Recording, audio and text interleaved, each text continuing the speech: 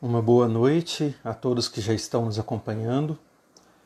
Gostaria que alguém respondesse se está conseguindo ouvir a minha voz. O som está saindo.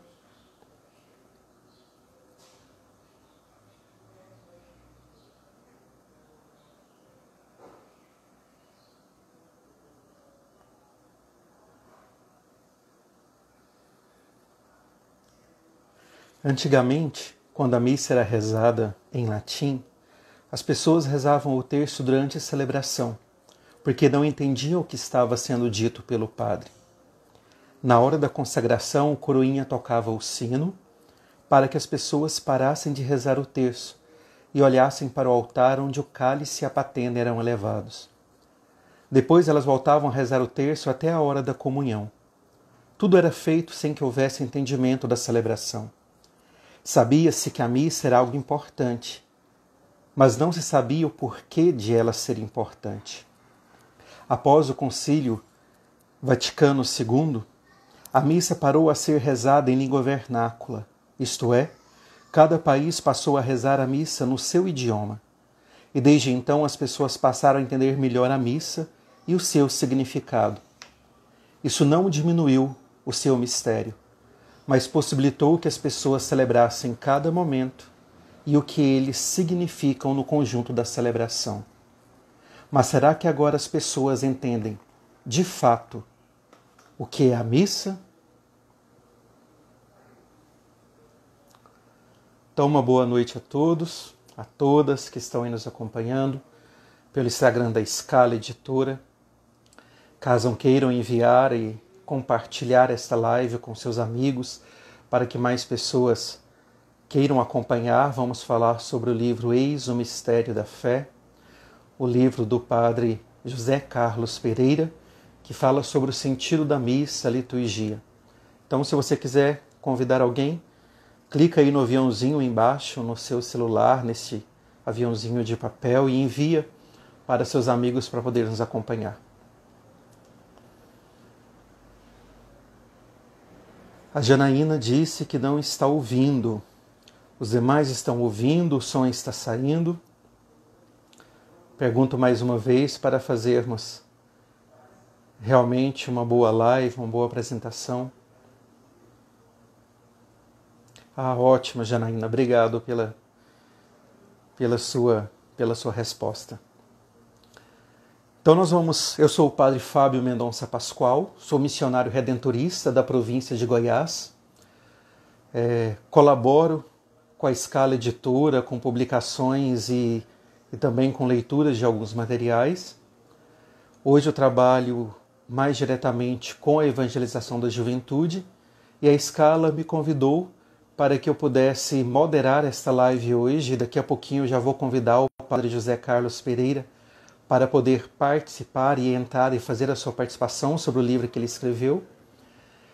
E aceitei de bom grado este convite, então espero que nós todos possamos aproveitar este tempo que teremos juntos para adentrar um pouco mais no mistério da fé, que é a nossa celebração, que é a liturgia, que é a missa, através deste livro publicado pela Scala, cujo autor é o nosso convidado especial. Então vamos agora convidá-lo para participar.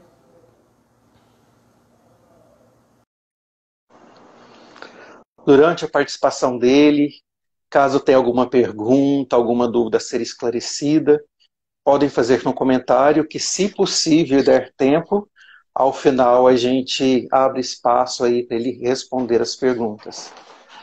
Então, uma boa noite para José Carlos Pereira, bem-vindo a esta live pela Scala Editora.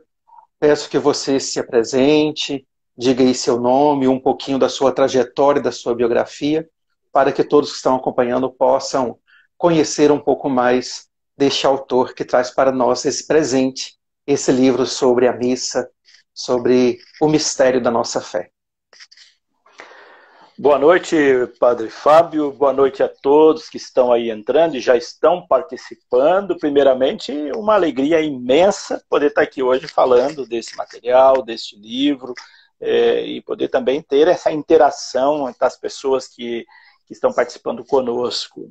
Bom, eu sou o padre José Carlos Pereira, tenho aí uma caminhada já como escritor, né? Esse é meu primeiro livro com a Scala, mas eu já tenho livros aí com todas as editoras católicas, eu estou na faixa aí dos 87, 88 livros, né? E alguns já encaminhados para futura publicação. E foi uma alegria imensa por ter esse livro aprovado pela Scala e hoje ele está aí para que a gente possa entender melhor a missa.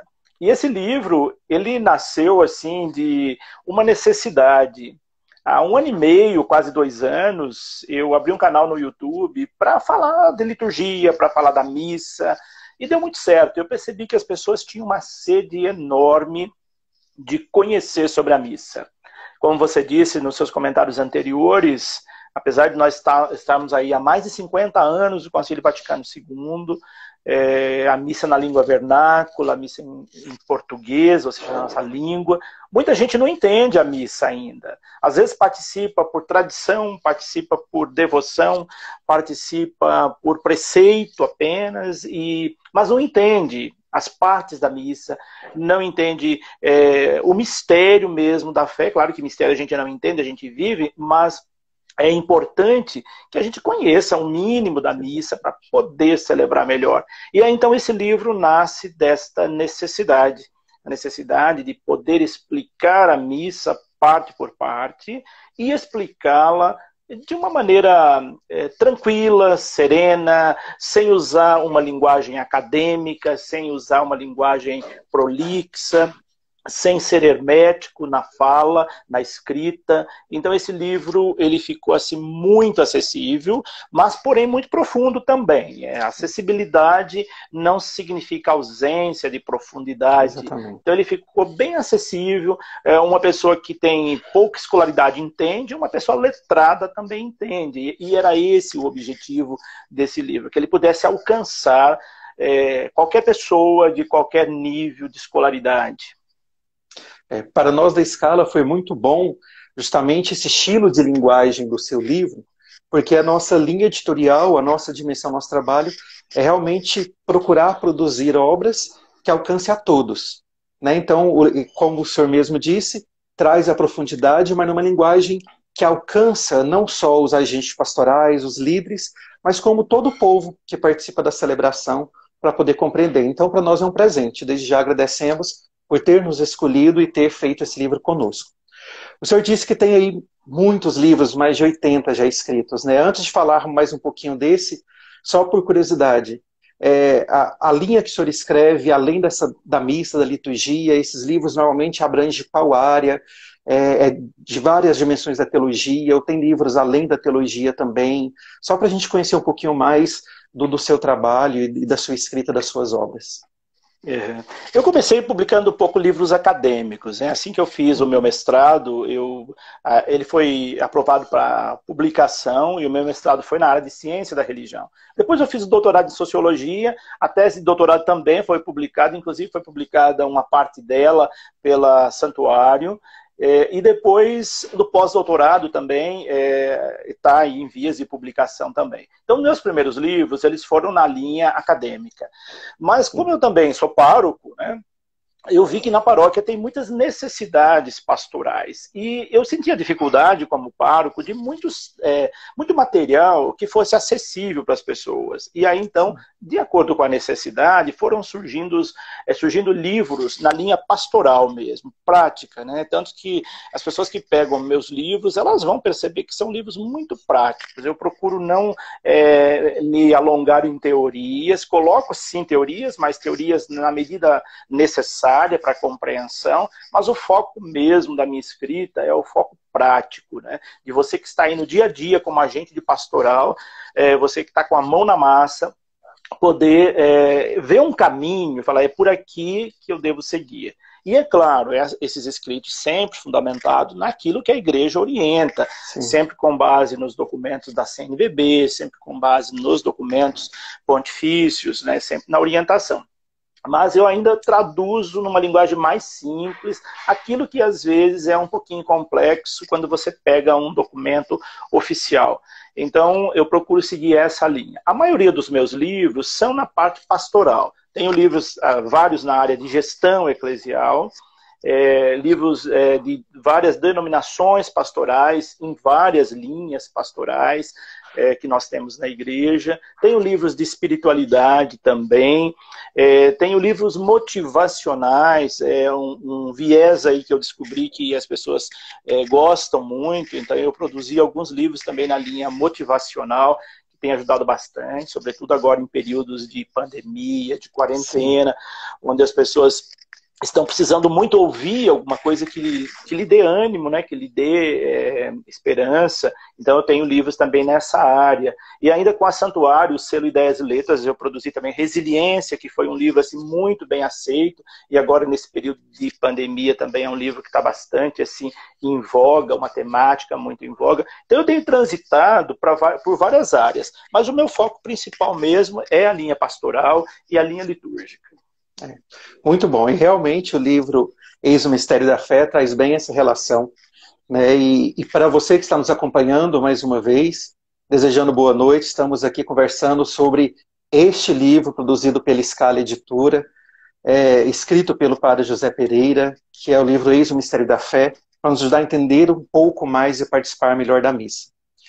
Padre, quando o seu livro chegou para a Scala, e nós estávamos na fase do editorial, da edição, da leitura, eu lembro que o padre Paulo Júnior, que é o diretor e o editor da Scala Editora, pediu que eu pudesse ler e também fizesse algumas considerações, até porque eu, além de padre, eu sou arquiteto urbanista e especialista em arte sacra e espaço litúrgico. Então, a liturgia é um pouco também do meu viés. E eu lembro, eu não sei se o senhor sabe disso, que eu li esse livro nas minhas férias, sentado na praia de Copacabana, de Ipanema, próximo ao Arpoador, ao som das ondas do mar. E foi muito interessante porque o ritmo próprio das ondas, daquele cenário, me recordou muito uma experiência do ritmo próprio que a liturgia nos traz. E o seu livro trouxe esse ritmo muito gostoso que a liturgia tem a oferecer e que às vezes a gente, por não conhecer, se perde. Parece que a gente fica só no senta, levanta, ajoelha, e perde o sentido de experimentar em profundidade tudo que a liturgia traz. Por isso eu gostaria que o senhor, apresentando o livro Eis o Mistério da Fé, pudesse falar um pouquinho sobre as partes dele, aquilo que ele oferece para os agentes pastorais, para todo o povo de Deus, inclusive para nós religiosos, padres também, ligados nessa área, justamente por trazer um conteúdo completo, numa linguagem tão simples, mas ao mesmo tempo tão profunda, sem perder a raiz desse mistério da fé. Então fale um pouquinho mais sobre ele, as partes dele, algum destaque que queira apresentar. Fique à vontade. Que bacana ouvir isso, né? Essa metáfora que você usou aí, a hora que estava vendo, avaliando o livro, lendo, para poder fazer os devidos ajustes, né? De fato, a liturgia tem mesmo essa harmonia. E quando a gente conhece essa harmonia, a gente vê toda a beleza da liturgia. E é isso que a gente precisa resgatar, é isso que nós não podemos perder. A nossa liturgia, ela é belíssima, ela é riquíssima em símbolos, em gestos, e às vezes nós perdemos essa beleza da liturgia. E quando a gente perde a beleza da liturgia, ela não nos encanta mais. Aí nós ficamos sempre apenas com a obrigação. E eu acho que não tem coisa pior nesse mundo do que você fazer as coisas por obrigação. Ir à missa por obrigação, não entender a missa. Então esse livro, ele veio com essa proposta de pegar parte por parte da missa, esmiuçá-la no sentido de resgatar essa dimensão poética mesmo da liturgia, porque a liturgia e poesia caminham juntos, né? Existe essa harmonia entre elas, existe muita poesia na liturgia. Então, esse livro ele foi esquadrinhado, podemos dizer, pegando cada momento da missa. Então, se o leitor que pegar esse livro, vai ver que a missa começa quando você se prepara para ir para a missa. Às vezes nós achamos que a missa começa lá com o sinal da cruz, oficialmente sim, mas você já começa a se preparar para a missa a partir do momento que você decide ir para a missa. Então eu faço um pouco esse resgate também dessa preparação prévia que nós devemos ter com a missa, individualmente, depois comunitariamente. E aí então eu vou trabalhando cada parte da missa. Eu começo ali pelos ritos iniciais, descrevendo cada momento, o significado de cada gesto, porque dentro da liturgia da missa, cada gesto que nós fazemos, ele é carregado de significados.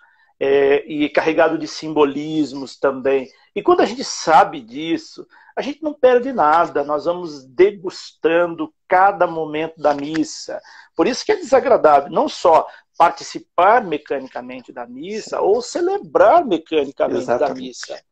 Quando eu dou formação para padres sobre liturgia e outros temas pastorais, eu toco sempre nesse tema de que nós não podemos rotinizar o sagrado, não podemos rotinizar a celebração da liturgia da missa. Um padre que celebra mecanicamente a missa, ele perdeu aquilo que tem de essencial dentro da liturgia. Por mais que você celebre várias missas durante o dia, como é o caso de muitos de nossos padres, que às vezes, pela demanda pastoral, temos que celebrar várias missas por dever, obrigação pastoral, mas não perder essa beleza da liturgia. Então eu pego cada parte da missa, desde o sinal da cruz, passando pelo ato penitencial, pelo hino de louvor, pela oração do dia, oração da coleta, pela liturgia da palavra, e cada momento da liturgia da palavra, depois a liturgia eucarística, cada momento da liturgia eucarística, e assim sucessivamente, até os ritos finais. Então, esse livro pega cada momento da missa e eu trabalhei nele numa linguagem assim que fica prazerosa de ser lida, né? E ele não é um livro para você ler de capa a capa, você pode pegar e hoje eu vou meditar uma parte só os ritos iniciais, só a liturgia da palavra, só a liturgia eucarística.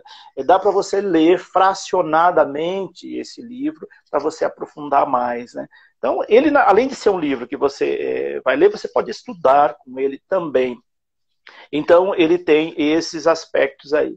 E tem alguns momentos do livro ali que eu acentuo mais alguns aspectos que eu percebi que dentro de outros subsídios que nós temos nessa linha, que não são muitos, não se dá tanta ênfase em certos aspectos. Então, eu procurei também enfatizar alguns momentos, né? Esclarecer algumas dúvidas, como, por exemplo, eu falo disso também sempre no meu canal, e agora eu falo também nesse livro, né? Na hora da consagração, por exemplo. Às vezes as pessoas acabam, na hora da consagração, de abaixar a cabeça, fechar os olhos, antes da hora. Nós erguemos o cálice, a patena, justamente para que as pessoas possam ver, seus olhos estejam fixos, né, naquele momento. E as pessoas acabam fechando os olhos, abaixando a cabeça. Não é à toa que às vezes nós preservamos aquele sininho que ainda é da época do pré-conciliar, justamente para você, não fique disperso nessa hora. É claro que as pessoas fazem isso por fé, mas seria importante ela aproveitar aquele momento para vislumbrar aquele momento sublime da missa, olhando e não abaixando a cabeça, como muitas pessoas fazem. Aquele momento é momento de silêncio absoluto, e a gente vê às vezes equipes de canto tocando alguma coisa naquele momento. Nada pode obstruir a visão e a audição daquilo que é sublime. Então eu enfatizo isso também no momento da consagração no livro, e outros aspectos que vale a pena as pessoas conhecerem, porque elas, como eu disse, nós dissemos, ela vai entender melhor a missa, né? Então, por isso eu até como coloquei como título do livro, Eis o Mistério da Fé, porque para muitos a missa continua sendo um mistério no sentido de não entender quase nada da missa, né? Então nós adentramos a esse mistério. O mistério não é só algo que você não entende. O mistério é você adentrar ao sublime, ao sagrado, ao transcendente. E a missa possibilita isso para nós, através da liturgia, através desse mistério, de nós sairmos do imanente e adentrar o transcendente. E isso é muito valioso. Vale a pena recordar aquela expressão, só se ama aquilo que se conhece. Então a gente faz uma experiência assim, da fé no mistério celebrado, mas se conhecemos melhor cada rito, cada parte, o significado que aquilo traz, o nosso amor pela celebração pode ser ainda maior. Só resgatando também uma outra dimensão que você disse da elevação do cálice e da patena, e muitas pessoas às vezes abaixam a cabeça, fecham os olhos, ou o coral entra cantando, ou as pessoas fazem alguma ejaculatória, e perde aquele momento profundo de olhar para o pão e para o vinho que ali está se transformando, está se transubstanciando em corpo e sangue, e aí perde a chance de receber de volta o olhar de Jesus, que naquele momento ele também olha para nós como oferta agradecida do Pai. E quando, às vezes, né, algumas cenas assim, só para a gente ilustrar, às vezes a equipe de canto entra com a música lá nesse momento, Jesus está aqui, tão certo quanto eu respiro, como se precisasse ainda reforçar mais, porque parece que está faltando um pouco da fé no próprio sinal que ali está. Então, quando coloca-se acessórios demais para tentar mostrar o significado, revela que o significado já não existe e se perdeu. Por isso é tão importante conhecer, e por isso esse livro, a quem nos acompanha mais uma vez, ele é muito didático, muito prático, realmente esclarece muitas dúvidas, tem muitas perguntas que a gente às vezes escuta ou faz, e a resposta está aqui já subentendida. Né? Então, o Padre José Pereira, aí, como ele disse, ele dividiu o livro em 4 partes, os ritos iniciais, que precede a liturgia da palavra, depois vem a liturgia da palavra, a liturgia eucarística, e ele faz cada ponto, cada rito, cada momento específico e ritos finais. E ao final ainda ele traz um glossário, né, explicando alguns vocabulários, algumas palavras próprias da liturgia para a gente entender. Dentro de todo esse contexto, de tudo isso que o Senhor nos traz, dessa maneira tão boa, que realmente, como o Senhor diz, não é de lir de cabo a rabo, é algo que vai nos entrando, né, nos enchendo. Ainda bem que minhas férias lá em Ipanema foi um pouco comprida, que eu pude a cada dia apreciar um pedaço junto com aquelas ondas. Isso foi muito bom, e quando eu celebrei de novo depois, todo o significado estava muito aflorado em mim por causa da leitura, e foi uma experiência muito gostosa de participação.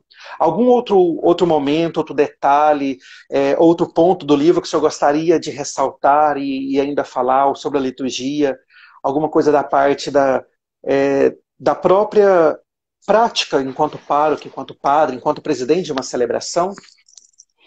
Sim, eu queria destacar, o primeiro ponto é aquele que você acabou de dizer. Às vezes nós enfeitamos a liturgia não precisa de enfeite, né? Tem um ditado que acaba querendo enfeitar o pavão, né? E na verdade a liturgia não precisa desse enfeite. E um dos grandes pecados das equipes de liturgia de nossas paróquias é querer criar tanta coisa em cima da liturgia, quando a liturgia ela não pede tanta criatividade. A gente tem que ter muito aquela noção, o bom senso de saber que o sublime e o ridículo, eles podem se tocar. Então, a liturgia tem essa sensibilidade.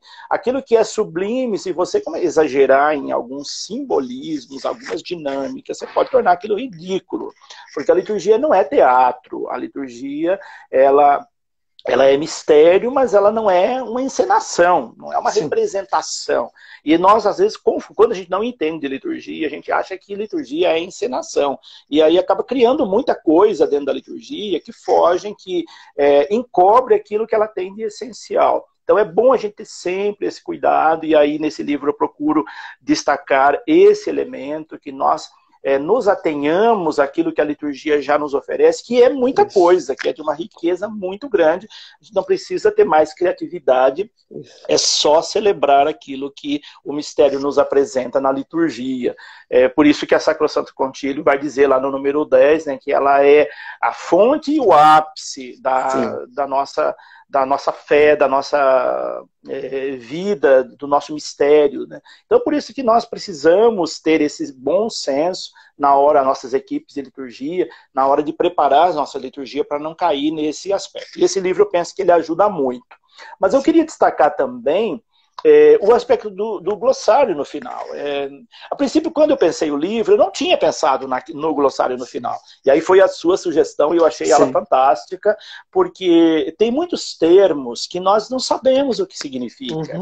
Às vezes aparece na liturgia, às vezes eles estão ali no cânon da missa e nós não sabemos. Então, ter no final do livro um glossário de palavras que vão elucidar o significado dela, ajuda muito a entender a liturgia. Aquilo eu achei que foi muito bem-vindo, o livro ficou muito mais completo, com aquelas explicações daquelas palavras no final, que às vezes nós não entendemos, que são palavras que não é muitas vezes usual, que não é do senso comum, e que ela está presente na liturgia. Então é bom a gente saber, conhecer. Ele ajudou muito, completou muito mais o livro. Então eu quero destacar esse dado também nesse subsídio, que eu não conheço nenhum subsídio que traga também algo assim, dessa natureza. Explique palavras que não são muito comuns no nosso linguajar no dia a dia. Sim. Inclusive, quando eu dei a sugestão do glossário, eu não esperava que viesse um glossário tão denso, tão completo. Eu pensei que ia vir as palavras um pouco mais comuns e específicas, né? Mas realmente você aprofundou e trouxe palavras que, inclusive, algumas delas foram novidades para mim enquanto termo, né? Eu sabia o significado, mas não sabia que era aquela palavra. Então, realmente, o glossário completou muito bem o livro. O Padre Paulo Júnior fez uma pergunta aí nos comentários, né? O nosso editor e o nosso diretor da Escala. Ele pediu para que o senhor falasse um pouquinho o que significa ou o que é fazer memória. Porque a missa é fazer memória, né? Da vida, morte, paixão e ressurreição de Jesus, mas o que seria esse fazer memória dentro dessa celebração ou memorial da fé? Né? Então ele pediu para falar um pouquinho sobre isso também. Obrigado, Padre Paulo. Excelente pergunta e medular dentro da nossa fé. Né? Porque muita gente pensa que fazer memória é uma mera lembrança, recordar alguma coisa. Memória é muito mais que recordar. Memória, na liturgia, é um conceito teológico. E ali é você reviver aquele momento do sacrifício da missa. Então, quando nós fazemos memória da missa, nós não estamos apenas lembrando o que aconteceu, memorizando o que aconteceu. Nós estamos tornando presente a última ceia, por exemplo. Nós estamos trazendo aquilo que aconteceu há 2000 anos, nós estamos trazendo presente, vivendo aquilo no exato momento que nós celebramos. E isso é profundo demais, isso é indescritível dentro do mistério da fé, porque as pessoas confundem o fazer memória com o mero recordar. E não é nesse sentido, é no sentido de reavivar aquilo que foi vivido há 2000 anos. E aí é que está a grandeza da missa, né? De você poder, naquele momento, atualizar o que Cristo deixou para nós como essência da nossa fé. Viver novamente e como se fosse a primeira vez a cada celebração, o mistério que Jesus trouxe como nossa salvação. Então é muito bonito isso, atualizar. Isso realmente muda completamente a compreensão. Né? Quando a gente escuta falar, principalmente os jovens, que eu trabalho muito com a juventude, alguns falam, mas sempre é a mesma coisa, é uma repetição, muda muito pouco. Mas a memória, justamente, é reviver o mistério da nossa fé, da nossa salvação, então é tornar atual novamente, porém, como se fosse a primeira vez a cada momento que ali eu estou. Isso mesmo, exatamente isso. Uma outra pergunta que foi feita é uma pergunta daquelas mais de pode ou não pode, é correto ou não é correto, que para a liturgia não é bem assim pode ou não pode, né? Mas eu acho que cabe também, apesar que naquela narrativa eu comecei a live lendo os 2 primeiros parágrafos da apresentação do seu livro, né? E tem a ver com a sineta, com a campainha. Então a pergunta é correto ou não é correto tocar o sino, a sineta na hora da narrativa, né? Ali da hora tá chegando o relato da instituição da Eucaristia, da consagração. Deve ou não deve, né? Essa foi a pergunta que foi feita. Certo. É boa a sua observação, porque quando a gente fala pode, não pode, assim, torna a liturgia muito legalista. Exatamente. E não é esse o objetivo, né? A liturgia ela tem que possibilitar que a gente celebre o mistério da nossa fé. E as coisas que são aconselhadas dentro da liturgia é justamente para que a gente possa celebrar melhor. Então, é claro, tem coisas que não convêm, porque prejudica, sim, ela interfere na liturgia, na harmonia da liturgia. Então vamos pegar aí o exemplo do sino, né? A história do sino, ela vem da pré-conciliar, né? Quando a missa era, sim, em latim, e as pessoas não sabiam o momento da consagração, porque a missa era rezada em latim, a grande maioria não sabia, e iam para a missa, ficava rezando o terço, e na hora da consagração, para chamar a atenção, então um coroinha tocava o sino para as pessoas pararem de rezar o terço e olhar para frente. A origem do sino, ela tem um pouco esse significado para despertar atenção para o momento da consagração. Mas isso ficou no nosso imaginário, e aí então, sim, mesmo com a reforma litúrgica proposta pelo Concílio Vaticano II, o sininho continuou tocando, né? Então hoje nós tocamos ele naturalmente na hora da consagração, e em algum momento um pouquinho antes, como pediu aí. Aí a pessoa pergunta, exatamente, se é correto ou não é. Hoje ele pode ser tocado, não há problema algum. Até existem algumas recomendações, que momento que você toca, como que você toca esse sino, quantos ductos você vai utilizar ali para bater o sino naquele momento.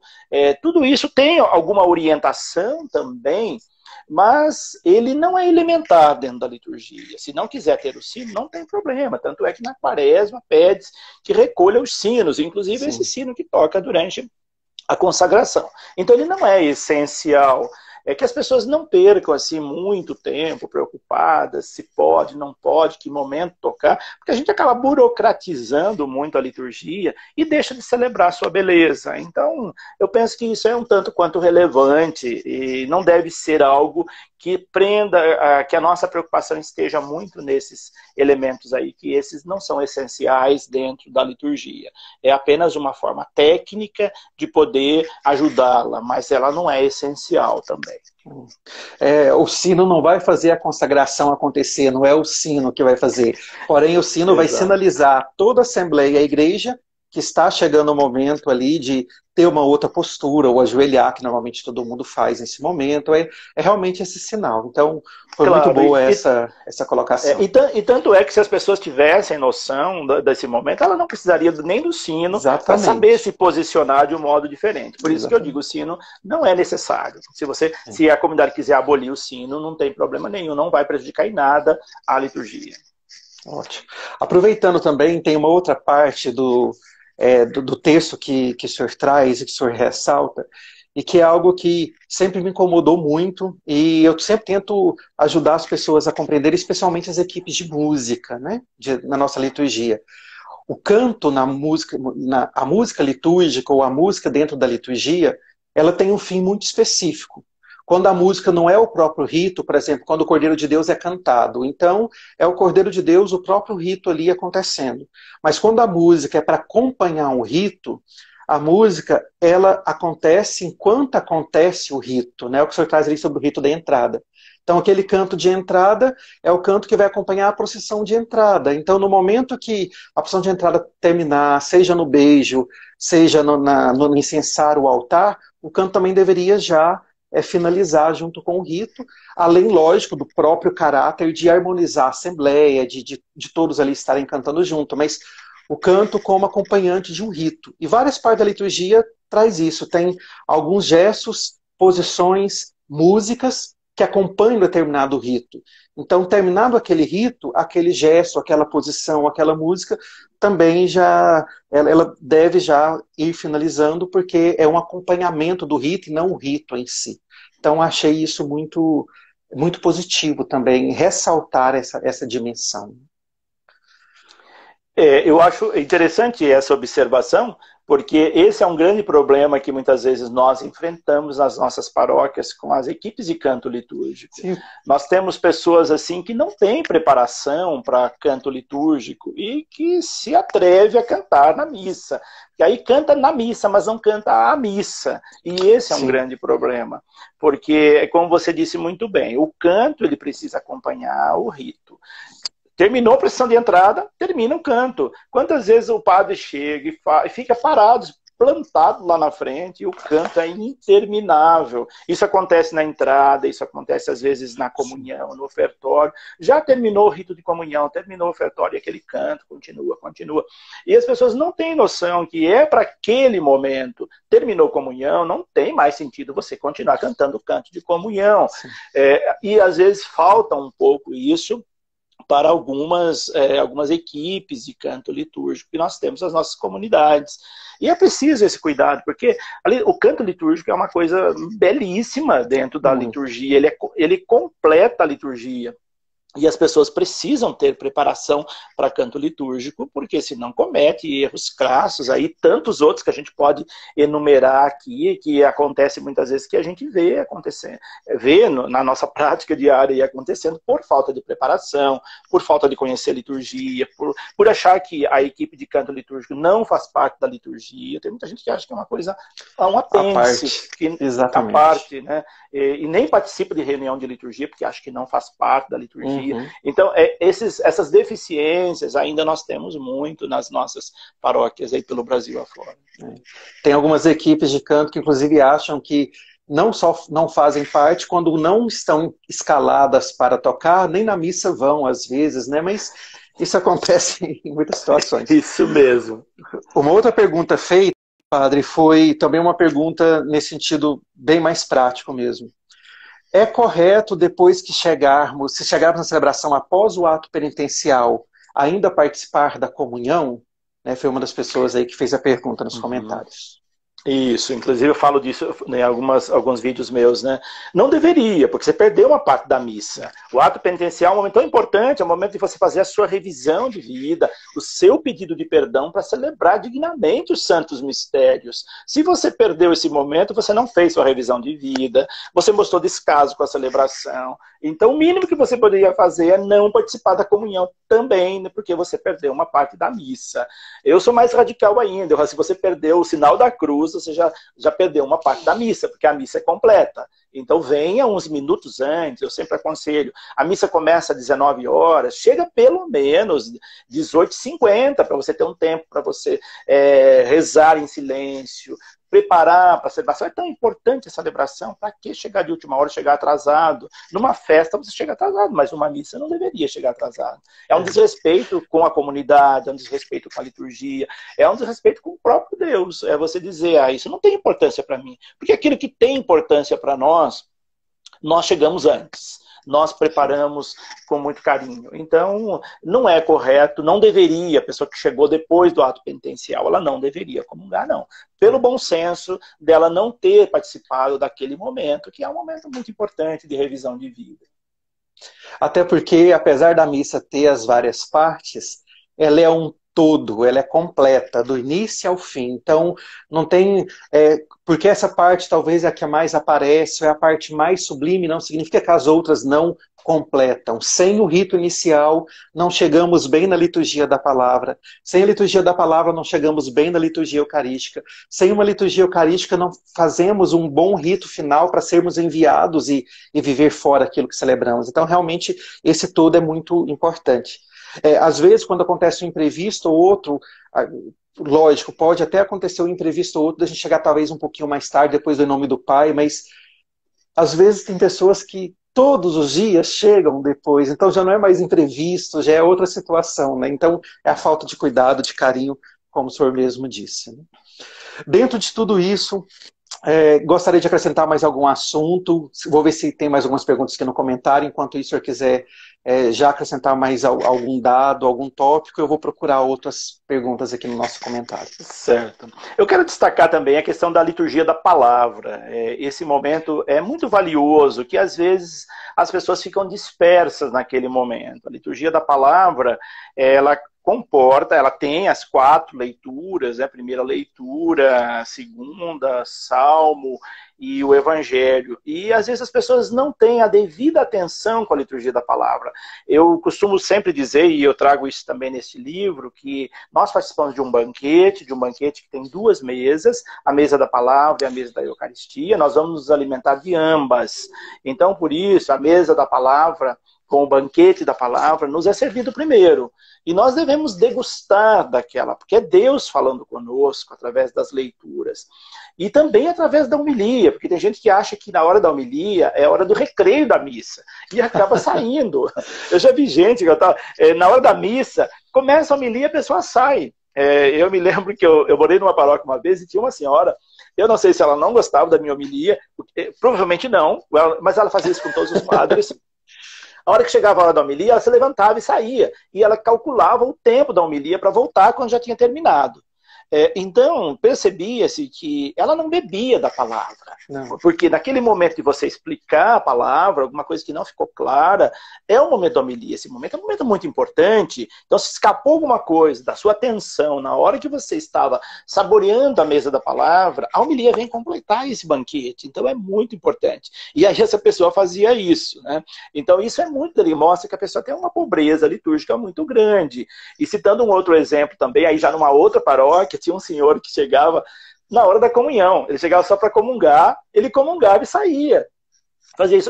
Fazia isso várias vezes. Era já um senhor de bastante idade, então a gente até tinha uma certa respeito com ele, mas é uma atitude que mostra que a pessoa não entendeu o sentido da missa. Ela ia só para a comunhão. Chegava uns 5 minutos antes, ia na fila da comunhão, comungava, e já virava as costas e saía. Tinha essa prática, né? Isso mostra assim, uma pobreza no sentido de que a missa, você não pode pegar uma parte fracionada dela e achar que está completa. Ela tem que ter todo esse conjunto para participar. Por isso que é importante a gente participar de todas as partes, compreendê-la e viver plenamente, celebrar plenamente cada momento. Nesse exemplo aí de que chegava só para comungar, lógico, tá ali Jesus, mas é quase como se fosse uma comunhão vazia, porque ela não traz tudo aquilo que a preparou naquele momento, a assembleia, o corpo litúrgico formado, ou seja, a experiência se tornou muito somente personalista, somente ali individual, e perdeu toda a força da missa enquanto geração de comunidade, né? Então, realmente isso acontece. Aqui em Goiás, não em todo Goiás, mas em alguns lugares, isso não acontece em outros lugares do mundo, não. Só em alguns lugares muito específicos daqui. As pessoas também, na homilia, quando o senhor fala que é um recreio, aqui acontece muitas vezes na hora dos cantos, das músicas, ou voltando na música de novo. Às vezes começa a colocar a música, é hora de colocar a notícia em dia com o vizinho. Então, em vez deles cantarem e participar, aí, porque tem muito tempo que não se vê, tem que colocar as notícias em dia, então é hora de começar as notícias em dia, né? Então fica o canto, o coral e um burburinho das notícias sendo colocado em dia, né? Isso acontece. Acho que é a hora dos comerciais, né? Tipo isso, mais ou menos. Teve mais uma pergunta, bem interessante também. Boa noite para José Carlos. Em seu livro, no que diz respeito à forma de receber a comunhão, a orientação é receber e comungar de frente ao ministro. Por quê? Essa é a pergunta que um dos nossos internautas fazem aí. Isso. Essa é uma recomendação de se fazer justamente porque a comunhão não é para você levar para casa, né? Porque tem gente que acaba recebendo a comunhão, fecha a mão, leva para o banco e às vezes coloca no bolso e quer levar para outros lugares, às vezes quer levar para uma pessoa que ficou em casa. A comunhão deve ser naquele momento, na frente do ministro, seja o ministro ordinário ou extraordinário. Você recebeu, receba na mão e comungue na frente do ministro. É essa a recomendação, justamente para você não banalizar a Eucaristia. A comunhão é para você consumi-la, para você... É Cristo que agora faz parte da sua vida e você vai consumi-la ali na frente, comungar na frente. E isso é muito importante para que as pessoas não levem para comungar no banco, porque você levando fora, você não sabe o que as pessoas vão fazer com a Eucaristia. Então essa é uma recomendação que às vezes é até importante, quando a gente percebe que isso acontece Em alguma comunidade, cabe o padre sempre orientar as pessoas, se perceber que há pessoas fazendo isso, pegando a Eucaristia, levando para o banco e comungando lá, ou levando para outro lugar, é bom sempre dar essa orientação, porque tem pessoas que não sabem, né, que deve comungar na frente do ministro, né? E agora, claro, em períodos de pandemia, é sempre na mão, né, que não é para comungar mais diretamente na boca, porque isso é muito perigoso. A gente sabe que tem pessoas que tradicionalmente gostam de comungar diretamente na boca. Claro, se nós estivéssemos em tempos normais, o fiel tem direito de receber como ele desejar. Pode ser na boca, pode ser de joelho, ele só não pode pegar e levar para o banco. Mas ele pode receber diretamente na boca. Agora não, por causa da pandemia. Mas essa é a orientação da igreja. Uma vez, numa formação para ministros que eu estava oferecendo, um dos ministros fez essa pergunta, né? E se eu der a comunhão, a pessoa sair com ela e não comungar? Aí eu respondi assim, ela estava entrando para o ministério, né? Então não tinha atuado ainda. Aí eu peguei no tom de brincadeira e disse, você entrega a sua âmbula para o seu ministro vizinho ou para o padre vizinho e dá uma voadeira nele e resgata Jesus. Né? Essa brincadeira, ela, mas eu não vou ter coragem de fazer isso. Eu falei, não. Aí, né, eu fui explicar que deve ir até a pessoa, recomendar que ela comungue, mas lógico, mas no tom de brincadeira foi bom que criou ali um sorriso comum e isso ajudou a quebrar um pouco o gelo. Entender também. Uma outra pergunta, padre. É possível explicar com mais detalhes a missa completa na catequese? Ensinar as orações e respostas da missa, as atitudes dos fiéis, bater palmas. Bater palmas, as crianças ainda não têm idade suficiente para aprender. Teve um erro aqui de ortografia, mas é possível ensinar de uma modo mais completa na catequese, ensinar tudo. Como é que faz isso diante das crianças que ainda talvez não estejam tão preparadas para adentrar neste mistério tão profundo? Claro que é possível e deve fazer isso, que é na catequese que a gente aprende essas coisas básicas. Agora, a linguagem deve ser outra, né? Que você vai falar com criança, você tem que usar a linguagem que a criança entenda. Você não vai falar uma linguagem, usar termos técnicos para uma criança que não conhece. Então, você vai explicar a missa como se explica uma historinha, mas mostrando a importância, o devido valor, e se deve sim explicar a missa parte por parte para as crianças. Eu sempre sugiro que numa missa que é feita só para crianças, que seja nesse momento uma missa um tanto quanto didática, explicando o porquê cada coisa acontece. E isso pode ser feito como um elemento catequético mesmo. Porque se a pessoa não aprende, em algum momento ela vai precisar aprender. E isso penso que já desde pequena a criança vai entender que a missa não é qualquer coisa, que a missa não é apenas um levanta e senta, um ritual mecânico, que ela tem todo um sentido, um significado. Mas não é uma coisa tão simples. Aí cabe a habilidade do catequista, cabe a habilidade de explicação do próprio padre que vai fazer isso, porque a gente sabe que tem muitos padres que não conseguem falar uma linguagem que a criança entenda. E o catequista ele deve ter essa sensibilidade de explicar sem banalizar, mas ao mesmo tempo ajudando a criança a entender. Uma das coisas assim que eu não sou muito a favor é quando a criança chega para dá para dar um pãozinho depois da missa. É preciso explicar para essa criança porque se você dá uma hóstia sem consagrar para a criança, porque ela viu os pais comungando e não explica o sentido da Eucaristia, ela pode achar que aquilo, quando chegar o momento dela receber a comunhão, ela vai achar que é uma coisa qualquer. Então isso também é muito delicado. Eu já vi muita gente fazendo isso, terminou a missa, vai com criança para a sacristia, lá na sacristia pega uma hóstia sem consagrar e dá para a criança porque ela viu os pais comungando. E isso é muito delicado, porque você acaba misturando, ela não tem ainda naquele momento a dimensão para entender esse mistério.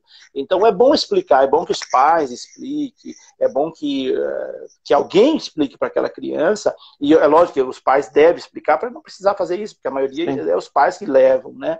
Então tem esse cuidado também, mas a missa deve sim ser explicada desde a catequese, nesse momento que vai assimilar alguns valores que depois, com o passar do tempo, eles vão ser mais aprofundados. Sim. Nós temos aqui, dentro do trabalho que eu realizo com a juventude, para algumas lideranças, uma vez ao ano, para novas lideranças, a gente tem uma técnica chamada missa passo a passo. no momento só com aquele grupo, só com aqueles líderes, novos líderes que estão ali naquele encontro fechado. Nós fazemos uma missa onde eu explico o rito, e depois de explicar aquela parte do rito, eu rezo o rito sem explicação no meio. Ou seja, explico todo o rito inicial, aí depois a gente celebra os ritos iniciais, faz uma pausa, explica toda a liturgia da palavra, reza a liturgia da palavra. A gente chama missa passo a passo justamente para ajudar. Lógico que é um momento didático, isso não acontece numa missa dominical, nada, é realmente uma forma de tentar ensinar. E os jovens gostam muito, porque eles saem de lá falando, nossa, eu nunca imaginei que isso era por causa disso. É aquilo que o seu livro traz, é fazer o que o seu livro traz, só que ali nessa forma didática também, prática, né? Então, talvez para as crianças, adequar a linguagem, porque né, tem que respeitar a linguagem da criança. Uma outra Excelente. pergunta que foi feita aqui, padre, na boca e ajoelhado é a orientação primária para comungar, certo? Lógico, fora da pandemia, ou seja, a maneira correta e primária de comungar é ajoelhado e na boca? É aquela Primária pergunta. no sentido, claro, primária no sentido de que isso era orientação antes do Concílio Vaticano II, Exato. você tem razão. Depois, com a reforma litúrgica, abriu-se outras possibilidades de comungar. Então, não quer dizer que hoje as pessoas receberem a comunhão na mão e em pé esteja errado, não está. É claro que antes do concílio havia essa orientação. Hoje, a orientação é outra. Não que tenha abolido essa orientação, por isso que é livre, o fiel pode receber a Eucaristia ajoelhado e na boca, ele pode receber, mas depois do Concílio Vaticano II, teve toda a reforma litúrgica, também alguns ritos foram atualizados, reformados, enfim, então não é errado. E ambas as partes, ambos os procedimentos são corretos e respeitados. Não tenho dúvida disso. Agora, a gente não pode achar que o primeiro só que é certo, o segundo é errado, ou só o segundo que é certo, o primeiro é errado. Não foi abolido o primeiro e o segundo veio complementar. Então, é uma gama de possibilidades que você tem. Sim. O que é mais importante é você receber com a dignidade que a Eucaristia tem. Isso que é o mais importante, não banalizá-la no ato da recepção. Receber na mão e em pé, você não banaliza também. Sim, até porque o modo que normalmente é ensinado na catequese hoje, depois do Concílio Vaticano II, é receber na mão em forma de trono, e aí na mão esquerda por cima, direita por baixo, a mão então é um trono para receber o corpo de Cristo, e depois com a outra mão eu levo até a boca para comungar, né? Então, a orientação de comungar ajoelhado e na boca é primária no sentido que foi a primeira forma antes do concílio. E depois do concílio se mantém para aqueles que querem, mas o orientado é que realmente ambas as formas, como o senhor disse, é bem tranquila. Se a gente for olhar a logística da comunhão, da fila da comunhão hoje, porque antes comungava ajoelhado na cerca da comunhão, tinha a mesinha da comunhão no presbitério, onde a pessoa ajoelhava, o padre de lá da mesa entregava a comunhão. Só que hoje na logística da comunhão, se é um lugar que as pessoas não têm costume de ajoelhar, e uma pessoa está andando ali naquela fila e a da frente ajoelha, pode acontecer, como eu já vi, da pessoa que ajoelhar mandar o pé na pessoa que vem atrás e acontecer um desequilíbrio ali e acontecer um efeito dominó. Então, assim, não tem problema, mas também não significa que é só assim o modo correto, o em pé, na mão e receber também nas duas espécies, ou ajoelhado ou em pé. O importante é o sentido realmente de comungar. Né? Tem pessoas que acabam dizendo, não é digno receber a comunhão na mão. E eu costumo dizer também para a pessoa, se a sua mão não é digna para receber a comunhão, a sua boca muito menos. Então, a gente tem que ter sempre essa visão, porque se você acha que a sua mão não é digna para receber, sua boca também não é. Então, pode receber tranquilamente a comunhão na mão, que não é algo indigno, não. Outra coisa que acontece muito em alguns lugares, né, algumas pessoas fazem, elas acabam de receber a comunhão e vão lá para o sacrário, sendo que dentro do sacrário agora não tem nada. Quem estava dentro do sacrário está dentro dele mesmo da comunhão. Então, após a comunhão é momento de eu voltar para o meu lugar e ali num profundo silêncio, conversar com Jesus, rezar com este Deus que em mim agora está ali também fazendo parte, mais uma vez, sacramentalmente. Então, essa ideia de comungar e ter que ir para a capela do Santíssimo acaba que é algo que parece que tira a força do Jesus que eu acabei de receber. Porque na Capela do Santíssimo agora não tem o Santíssimo, ele está comigo. Eu Claro. sou o sacrário agora, né? Isso mesmo, e as pessoas acabam não tendo essa noção, achando que o Santíssimo que está ou que estava no sacrário é mais importante do que aquele que ela recebeu. E ela esvazia o sentido da comunhão, porque naquele momento ela se tornou um sacrário vivo, porque ela recebeu Cristo. Então, naquele momento, a pessoa que comungou, ela deve ser respeitada como se ela fosse um sacrário. E às vezes isso não acaba acontecendo, a pessoa acaba de sair da missa, já está brigando, fazendo coisas que não devem, ou seja, ela está violando o sacrário sem perceber, porque ela comungou, Cristo está no seu coração, está na sua vida, e ela acaba tendo esse procedimento. Isso também é um desconhecimento do mistério da fé, que é importante saber, porque a partir do momento que você comunga com Cristo, que significa comungar, significa compactuar, significa fazer, ao assumir o compromisso com Ele de fazer aquilo que Ele fez, e de mudar posturas, e as pessoas, não digo todas, né, mas há pessoas que acabam recebendo a comunhão e não tendo um comportamento digno da comunhão que ela recebeu. Isso também mostra uma carência na preparação, na formação da pessoa. Até porque quando a missa termina com a bênção e o ide em paz, é justamente irmos para anunciar e viver aquilo que acabamos de celebrar. Então, a comunhão tem que produzir em mim esse efeito, como o senhor acabou de dizer. Tem uma última pergunta aí, será a nossa última, que falta só 4 minutos da nossa live. Após a comunhão, devo rezar sentada ou ajoelhada? Certo, você que escolhe a postura que você se sente mais confortável naquele momento que favoreça a sua oração. Então não existe uma norma, ó, você tem que ajoelhar, você tem que sentar. Se você quiser ficar em pé, você pode ficar, mas você pode atrapalhar outras pessoas. Se você quiser ajoelhar, você ajoelha. Se você quiser ficar sentado, você senta. O importante é você estar confortavelmente naquele momento pós-comunhão para a sua compenetração, para a sua oração, que não seja lá em frente à Capela do Santíssimo, mas que seja no local que você estava sentado. Você escolhe a postura que lhe seja mais conveniente. Não vá pela maioria, não vá pelo seu vizinho, vá pela sua, o que está no seu interior. Se você se sente melhor rezando sentado, permaneça sentado. Se você se sente melhor rezando ajoelhado, reze ajoelhado. Como você preferir. Padre José Carlos, em nome da Escala Editora, do nosso diretor e editor Padre Paulo Júnior, de todos os nossos colaboradores, agradecemos a sua disposição de estar aqui conosco hoje nessa noite, nessa live, e também agradecemos pelo presente de podermos ter editado e lançado este seu livro. Então, Deus te abençoe muito, eu peço aí que você também faça então seus agradecimentos, e várias pessoas aí paroquianas suas, viu, paroquianos seus, falaram muito bem de você nos comentários, pessoa maravilhosa, e que está muito feliz com o senhor, com suas formações e homilias, então parabéns também pelo seu ministério. Muito obrigado, Padre Fábio, foi uma alegria enorme poder partilhar um pouquinho desse livro, nesse momento aí, nessa live com as pessoas.